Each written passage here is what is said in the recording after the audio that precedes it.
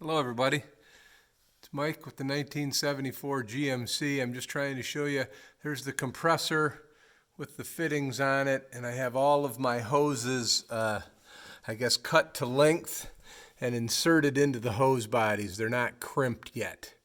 The only thing I'm not wholly in love with is, maybe this one's a little bit close to a heat zone there, but I think it should be fine. And then the other thing is that you can see where the connections are right here under the floor, so it'll probably necessitate pulling a wheel well to charge the system if it should need it again. I guess I'm okay with that. I'm going to make sure that the fasteners and everything for the wheel wells are easy to get to, because there's so much work that can be done through the wheel well. I want to be able to get those out okay. You can see there's the hoses run in, and I've kind of got these, they look kind of different, but I think once I get them fixtured, they'll be good. And so there's the air dryer right there mounted. You guys might laugh a little bit, but there's I found this bracket in my metal bin that worked just about perfect, and I'm pretty sure it's for a bed frame, headboard adapter or something. But there's two already threaded fasteners on the side of the radiator support, and then the band clamps held the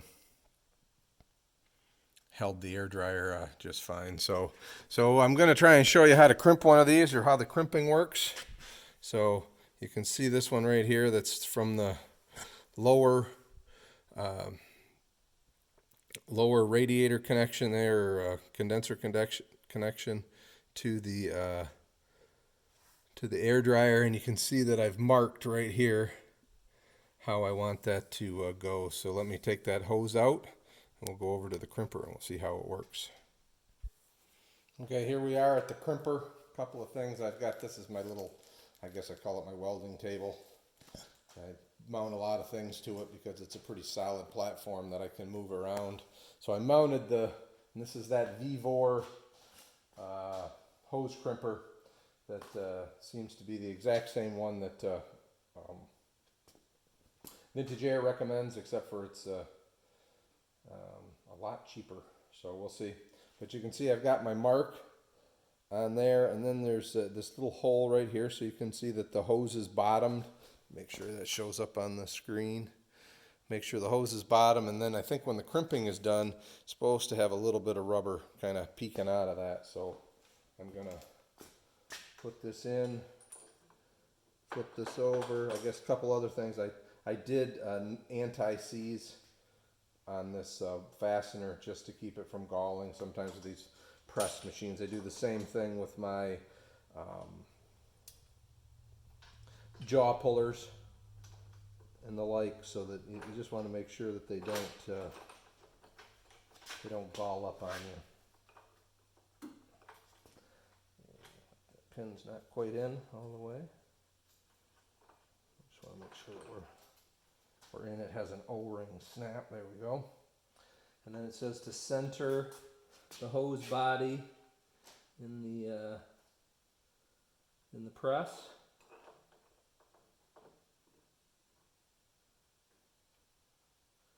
Feels like we're getting somewhere. It does say not to use an impact on it, so I'm going to just use a ratchet. Let's see what happens.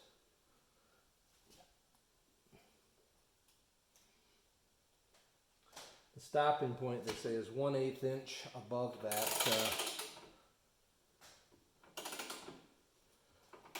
bottoming point.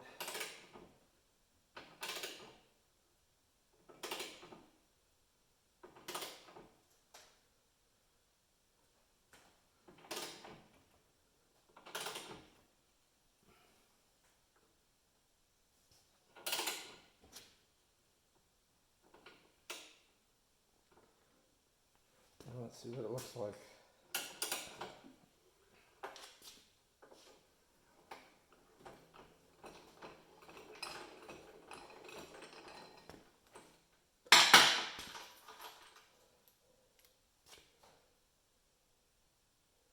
Well, I don't see any rubber sneaking out there, and I wouldn't say it's the most even crimp in the world, but we'll have to see if, make sure it doesn't leak.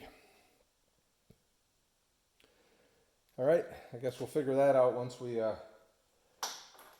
I hook the vacuum up to it, and hopefully it doesn't leak, because then I'll have to buy more fittings.